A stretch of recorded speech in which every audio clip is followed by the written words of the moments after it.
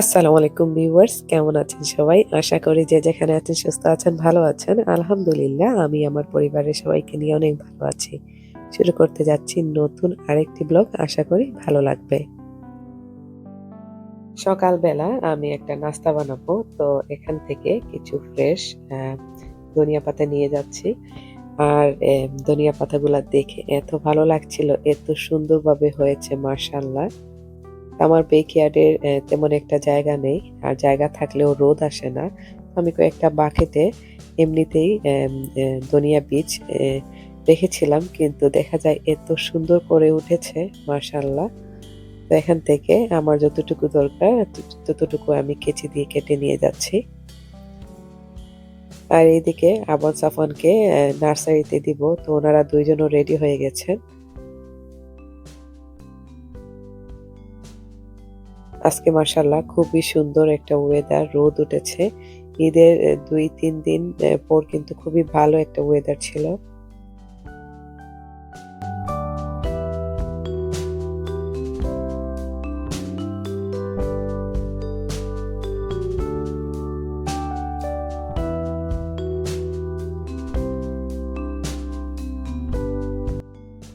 আবান আর সাফওয়ানকে নার্সারিতে দিয়ে আসলাম। দিয়ে এসে আমি সবার জন্য সকালের নাস্তাটা বানাচ্ছি। তো এখানে দেখা যাচ্ছে যে অনেকগুলা চই পিঠা ঈদের দিন রয়ে গেছে। আসলে ঈদের সময়ে তো খাওয়া যায় না। তো আমি এগুলা নরমাল ফ্রিজে রেখে দিয়েছিলাম।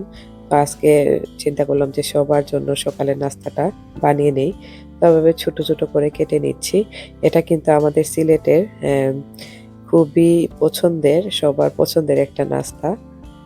আমার মনে হয় এমন কেউ খুঁজে পাবেন না যারা এই চই পিঠা ভাজিটা পছন্দ করেন না। তো এখানে আমি বেশি করে পেঁয়াজ দিয়ে একটু লাল, লাল হয়ে আসলে আমি কাটা চই পিঠাগুলা দিয়ে দিয়েছি। দেওয়ার পর এভাবে নাড়াচাড়া করছি যাতে একটু ভাজা, ভাজা হয়। আমি কম করে মরিচ আর ধনিয়া পাতা দিয়েছি যেহেতু বাচ্চারাও খাবে। আর পরে একটু বেশি করে দিয়ে দিব যাতে আমরা একটু ঝাল, ঝাল খেতে পারি। এটা ডিপেন্ড করে আপনাদের টেস্টের উপর। আপনারা কিরকম পছন্দ করেন।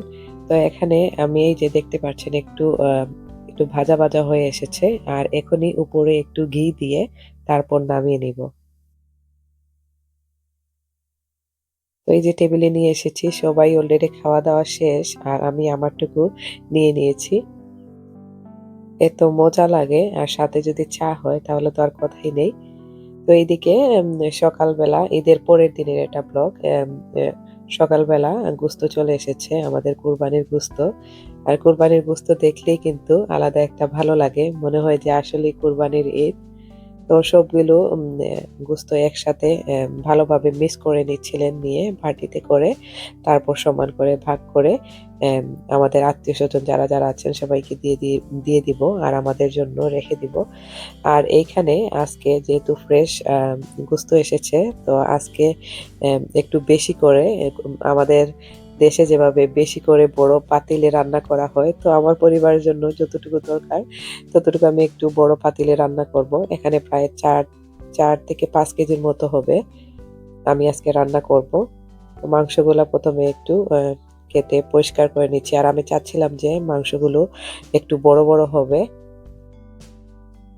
তো এই যে ধুয়ে পরিষ্কার করে তারপর বড় একটা পাতিলে বসিয়ে দিয়েছি। আর দেখাচ্ছি আপনাদের এই যে সাইজগুলো একটু বড়, বড় হাড্ডি আর মাংস ২ টাই মিক্স করে নিয়েছি। আর এখানে প্রায় ০.৫ কেজি মতো পেঁয়াজ হবে। ০.৫ কেজি থেকে একটু বেশি মনে হয় পেঁয়াজ হবে। পেঁয়াজটা দিয়ে দিয়েছি। আর এই গরুর গোস্তটা আমি আজকে মাখিয়ে বসাবো।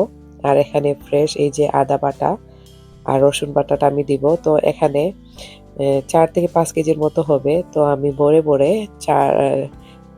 ৫ টেবিল চামচ আদা দিয়ে দিয়েছি। তারপর দিয়ে দিচ্ছি রসুন।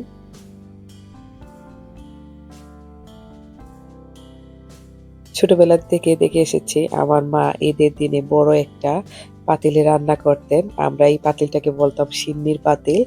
মানে সিন্নি রান্না করা হলে বড় একটা পাতিলে রান্না করা হতো। ঠিক তেমন একটা বড় পাতিলে রান্না করা হতো কুরবানির ঈদে। সেই স্বাদ আসলে এখন আর পাওয়া যায় না। যতই মজা করে রান্না করি না কেন।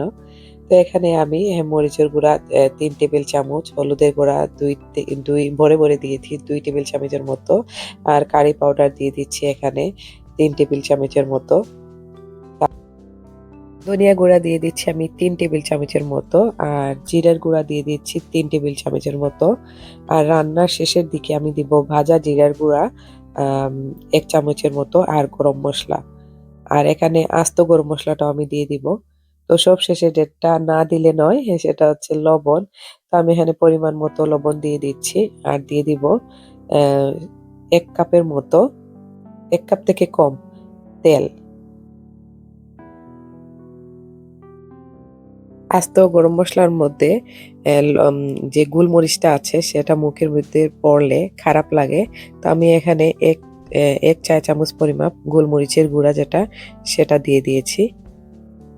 এখন দিয়ে দিচ্ছি যে আস্ত গরম মসলা, ডালচিনি, এলাচি, তারপর বড় এলাচ, কালো এলাচ যেটা, আর সবুজ এলাচ ১০-১২ টা দিয়ে ১ম এ যে পেঁয়াজ আর গুঁড়ো মসলাগুলো আছে সেইগুলা আমি একটু মাখিয়ে নিব ভালোভাবে।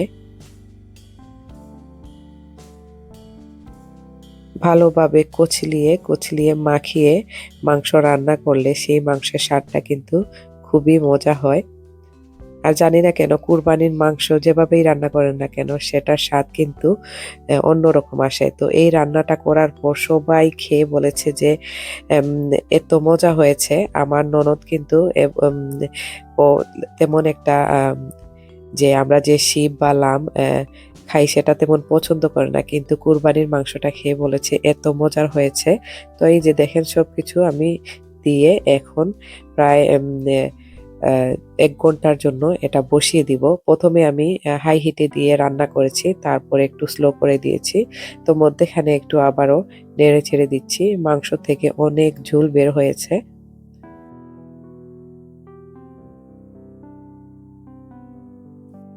প্রায় ১ ঘন্টা ৪০ মিনিটের মতো পুরোটা মাংস রান্না করতে সময় লেগেছে।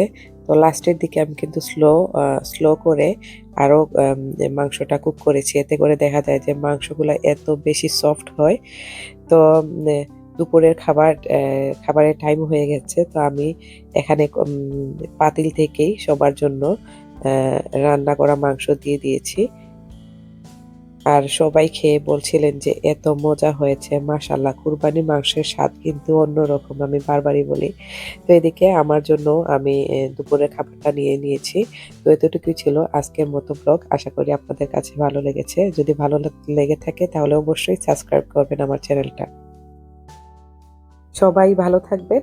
আসসালামু আলাইকুম।